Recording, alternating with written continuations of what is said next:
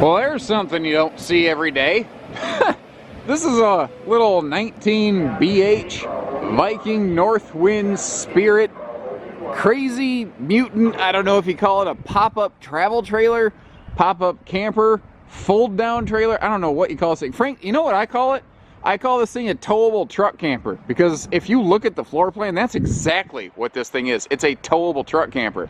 Now, normally I like to begin my videos by telling you what something weighs, but in this case, I don't have a clue what this weighs because I can't find a dry weight tag on it. However, I did locate that it has a 4,000 pound GVW. So, it can't weigh, with cargo, more than 4,000 pounds. I'm gonna guess it's got around a 3K dry weight, but that's just a pure guess.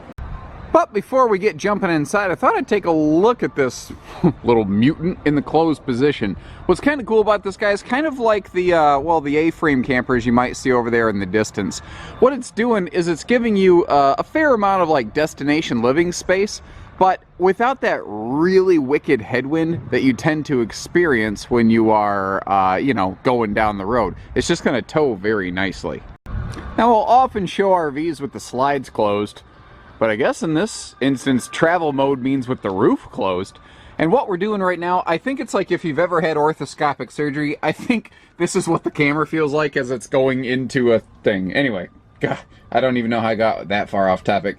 But here's what she looks like all closed up. If you really had to, you could probably get in here. You could probably, you know, sleep on that lower front bed. You could get to some pretty basic kitchen things, though I would be very careful trying to cook in here in the down position. You could get to the fridge, some of the cabinetry space, you know. There are some sort of, you know, basic functions that you can get in here. Although, obviously, we want to see this thing all opened up.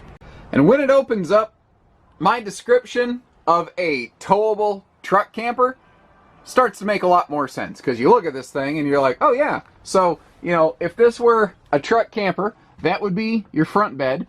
The only thing you're really gaining here versus a conventional truck camper design is you're gaining that extra lower bed on there. So I guess it's technically some kind of bunkhouse. Each of those look like they're about 80 inches long. I haven't hard tape measured them. They do look to be, I'm shooting from the hip, about 54 inches wide. 2 adults could sleep on it. It would be close, you know. The flooring has been completely redone. If just looking around, like, here's a good spot. You can see where, you know, how there's new flooring on top and there's a little gap down there, but it doesn't look bad. The roof of this thing has been completely redone, and I'm really not disappointed with what I'm seeing.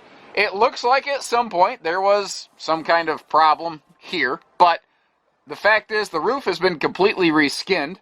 It wasn't a high dollar fix, but I do believe it was an effective fix. Whoever owned this, they camped simply, but they knew their way around a set of tools. I will definitely give them credit for that. This is a manual crank pop top right there, by the way, but even with my scrawny chicken computer guy arms, I was able to lift the thing. No big deal, so it ain't that heavy. The long bench right here, you might be able to squeeze a kiddo on there for sleeping if you take that back cushion off, but probably not. There is some storage below it. Again, you got your, you know, double, I don't know, full, roughly, sized beds going on here. Obviously, when this was built, it did not have a microwave. Somebody added one aftermarket. They were kind enough to leave it in here. I've also noticed a couple little random pots and pans and things in cabinets. You know, when you purchase this RV from Haylett RV, if you don't like the stuff that's left over in it, I guess get rid of it. No big deal. The original gas and electric RV refrigerator is gone. This has been replaced, and this is very common on an older RV. People don't tend to spend top dollar on appliances. This is an electric only. So you either need park facility hookup power, or you're going to need a generator to operate that. Anytime you're in a small camper, storage is very much a premium object, which is why I see this giant bank of storage right there is pretty sharp. And because the walls are really tall on this, there's nothing like you have to fold down. It's not like a conventional pop-up camper where it's like you got to fold down the sink and you got to do this and do that. It's very quick and easy to set up. I had the top cranked up in less than 10 seconds. I mean, it is a very fast setup. Now, there's the traveling door, which is, I'll say, your lower 2/3 to 3/4 here. Then there is your destination add-on door that hooks onto the traveling door. This is in the traveling storage position right now. I just did a quick setup on this because we have to move it around the lot. It's probably not a good idea to move this thing any sort of distance with the top popped up. That's just a general piece of advice. And this does have a combination wet bath over here. It is what it is. You know, nothing in this camper is like overly eye appealing, but the fact is, for a low dollar budget little camper, if like you're just wanting some place to put your head down at night and you just want to get out of the house, I mean, I've seen worse. Before we take a full exterior tour here, I also wanted to take a quick chance to take a look at something that I think is pretty significant to look at, and that is this apparently completely rebuilt roof. This did not originally have rubberized roofing. I'm going to guess that it had some form of a corrugated roof, but I'm also not going to pretend to know that I'm familiar with how these things were built way back in the day. It looks like the material's all kind of like C-channeled and screwed in place. It doesn't look like it was really terribly done for a homebrew solution, but I know some folks are going to have a heart attack about that, and I'd rather we just look at it and get the scary part over with. You know what I mean? So roof not outstanding, which again has frankly been rebuilt to the point of being fairly functional.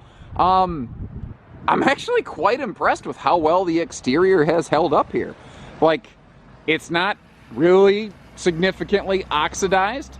All of the original factory, you know, letterwork and striping frankly still looks pretty good. You know, it's just a little bit aged. Now, again, this thing is short. It is not tall in the traveling position.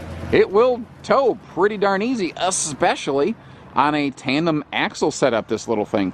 So if you've got an SUV and you're trying to get maximum people sleeping in a small camper, I mean, it's an interesting alternative to a hybrid.